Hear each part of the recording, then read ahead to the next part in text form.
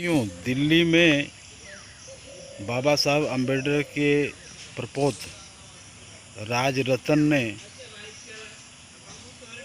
आम पार्टी के विधायक के नेतृत्व में हजारों लोगों को बौद्ध धर्म ग्रहण करने के उद्देश्य से बाबा साहब के द्वारा 22 प्रतिज्ञाओं का शपथ दिलवाए।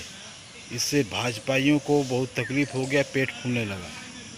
साथियों, अगर बौद्ध धर्म को ग्रहण करना है तो पहले वो जिस धर्म में थे उस धर्म के पूजा पाठ करने के तरीके को छोड़ना होगा।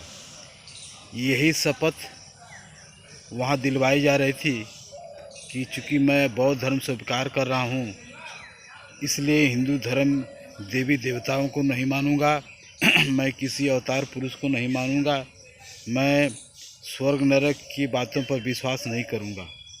तो साथियों, अगर ये सब बातों का अगर विश्वास करेंगे, कर्म कांड करेंगे, तो बौद्ध धर्म स्वीकार करने के क्या मतलब है। तो बौद्ध धर्म स्वीकार कर रहे हैं, इसलिए ये शपथ ले रहे हैं कि मैं हिंदू धर्म में पहले था, ये सब कर रहा था, अब नहीं करूँगा। तो साथियों, इससे भाजपाइयों को बहुत तकलीफ़ हुआ कि ये प्रचारित करने लगे कि ये हिंदू धर्म के खिलाफ में बोल रहे हैं। हिंदू धर्म के खिलाफ नहीं, हिंदू धर्म के छोड़ करके ये बौद्ध धर्म अपना रहे हैं।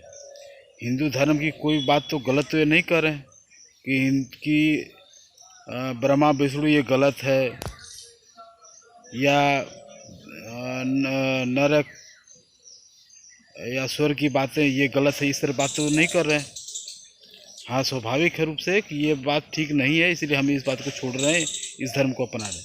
तो धर्म परिवर्तन करना तो समाज में सामाजिक रूप से भी ये जायज़ है और संवैधानिक रूप से भी। संविधान भी अधिकार देता है कि कोई भी धर्म कोई स्वीकार कर सकता है, कोई भी धर्म कोई किसी धर्म को छोड़ सकता है। तो वह छोड़ रहे हैं, तो ये तो संवैधानिक काम है। तो इसमें भाजपाइयों को तकलीफ़ क्यों है?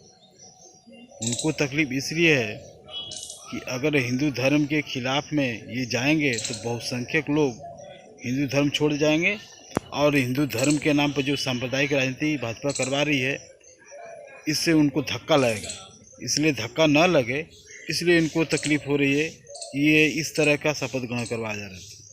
साथियों, चूँकि बाबा साहब ने 1956 में जब बौद्ध धर्म स्वीकार किए तो उस समय तो किसी को तकलीफ़ नहीं हुई। उसमें ज़्यादा लोग आस्थावान थे, ज़्यादा लोग कर्मठ थे समाज के प्रति और देश के प्रति।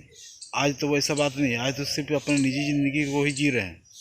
तो साथियों, भाजपा को अपने वोट बैंक की चिंता होने लगी, इसी के चलते वो इस तरह की बातें को फैला रहे हैं, दुष्प्रचार कर रहे हैं।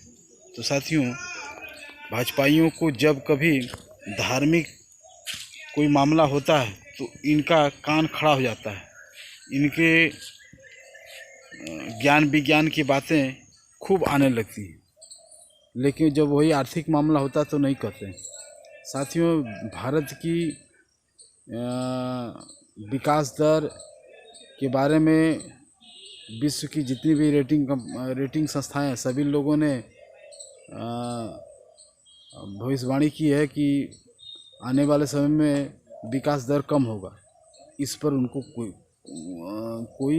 दिमाग उनका चलता नहीं है। ये भारतीय मुद्रा डॉलर के मुकाबले में कम हो जा रहा है तो भी इनको कोई तकलीफ़ नहीं होता है। अभी अमेरिका ने ओरेकल कंपनी जो भारत में कारोबार करने के लिए यहाँ के रेल अधिकारियों को घूस दिया है, जिसके चलते ओरेकल कंपनी पर अमेरिका सरकार ने भारी जुर्माना लगाया है। इस पर उनको दिमाग नहीं जाता है, उनका आर्थिक मुद्दे पर कोई ध्यान ही नहीं जाता है। ध्यान कब जाता है? जब कोई धार्मिक मामला होता है। तो साथ ही ये सांप्रदायिक पार्टी है, पूंजीवादी साम्राज्यवादी व्यवस्था को चलाने के लिए धर्म का सहारा लिया जा रहा है। आर्थिक मुद्दे की जगह पर धार्मिक मुद्दे का खूब प्रचार प्रसार हो रहा है। तो साथ ही यही पूंजीवादी साम्राज्यवादी व्यवस्था जो आज संकटग्रस्त हो रही है, इसको बनाए टिकाए रखने के लिए या इनको वेंटिलेटर पर रखने के लिए धर्म की ज़रूरत पड़ती है, तो ये धर्म जो है इस पूंजीवादी साम्राज्यवादी व्यवस्था के लिए वेंटिलेटर का काम कर रही है। तो इसमें तो आम जनता को सोचना पड़ेगा कि उनकी तो आर्थिक समस्या बढ़ती जा रही है, बेरोजगारी महंगाई बढ़ती जा रही है, तो इससे कैसे निपटा जाएगा, इससे कैसे समाधान होगा, या क्या धार्मिक तरीक़ा से होगा या आर्थिक तरीक़ा से। तो साथियों, आम जनता को सोचना पड़ेगा कि धर्म के मामले से दूर रहें और किसी भी धर्म को छोड़ करके दूसरे धर्म को अपना तो सकते हैं, मगर एक कुआं में से दूसरे कुआं जाने के समान होगा। अगर नास्तिक होकर चलते हैं तो ही एक समस्या का समाधान हो सकता है, क्योंकि आज तक जितने भी विकसित राष्ट्र हैं उसमें ज़्यादा लोग नास्तिक हैं।